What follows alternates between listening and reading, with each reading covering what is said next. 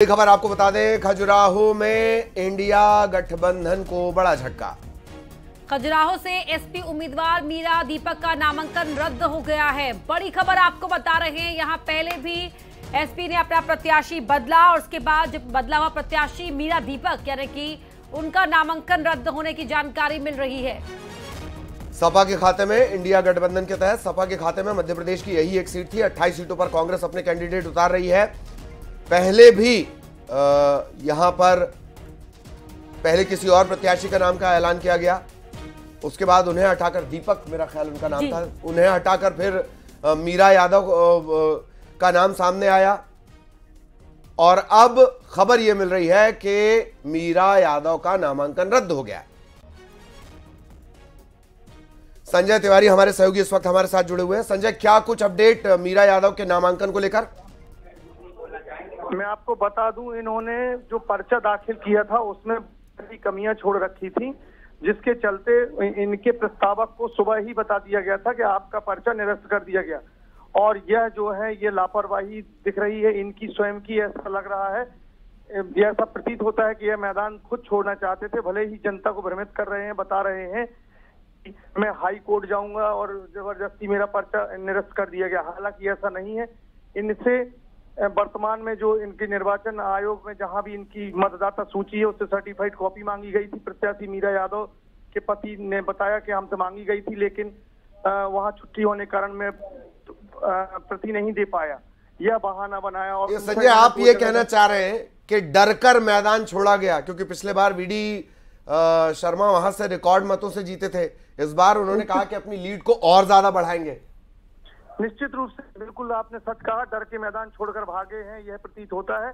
भले ही प्रशासन पर आरोप लगाए, हाई कोर्ट जाने की बात करें, लेकिन जब प्रत्याशी को निर्देशिका दी जाती है और 4 एडवोकेट आपके साथ फॉर्म भरने के लिए आते हैं, तो जानबूझकर आपने त्रुटि की और त्रुटि के बाद में आप इंतजार करते रहे कि मेरा पर्चा निरस्त हो जाए, और निरस्त होने के बाद में निर्वाचन आयोग को घेरू कि मुझे टाइम नहीं दिया गया, ये नहीं किया गया, वो नहीं किया गया। हालांकि यह बात सत्य है कि इन्होंने ये कहा है कि हम 3 बजे के पहले पहुंच गए हैं, मुझे पूर्ति करने का समय दिया जाए, लेकिन निर्वाचन आयोग है कि अपने नियमों के चलते चलता है। इस वजह से उनका पर्चा निरस्त कर दिया गया। अब बीडी शर्मा अकेले मैदान में दिखेंगे। हालांकि कुछ प्रत्याशी निर्दलीय हैं जो बीडी शर्मा के समक्ष होंगे। हो सकता है कि वह प्रत्याशी भी मैदान छोड़ दे। बीडी शर्मा मध्य प्रदेश में एक बहुत बड़ी ताकतवर बन के उभर कर सामने आ रहे हैं। जी, ये तो यानी कि आप ये कह रहे हैं कि चुनाव अभी हुआ नहीं, लेकिन निर्विरोधी अभी से बीडी शर्मा की जीत तय है।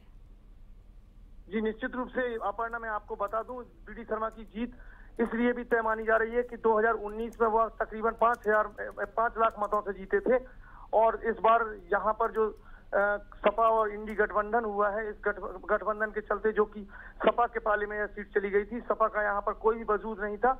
निश्चित रूप से यदि सपा का कैंडिडेट यहाँ से चुनाव लड़ता तो यह कहना शोभा देता नहीं होगा कि ये कितने वोट पाते, लेकिन बीडी शर्मा की जीत सुनिश्चित थी।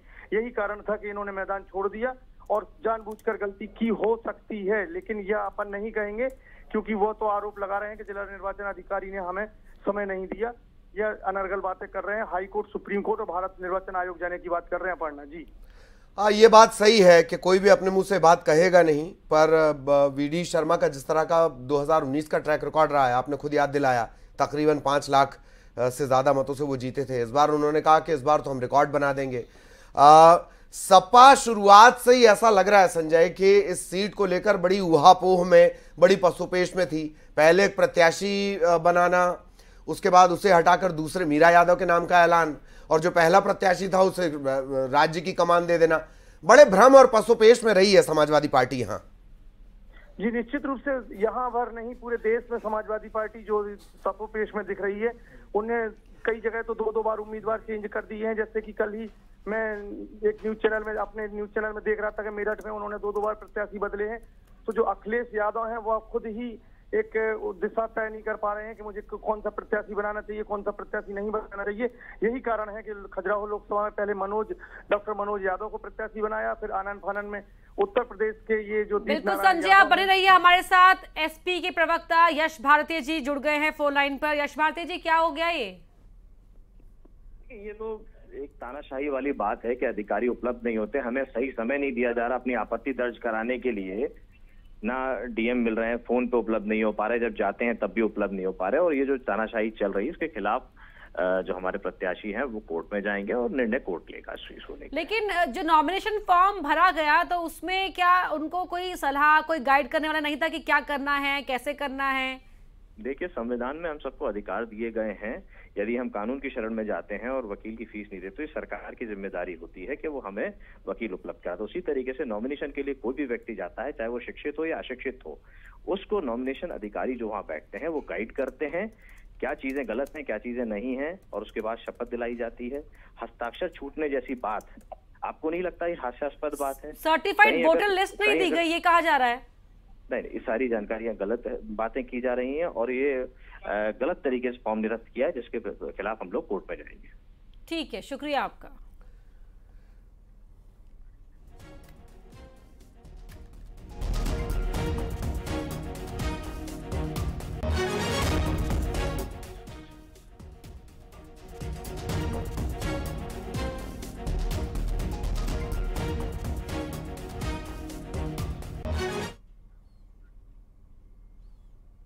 और एक और बड़ी खबर जिस पर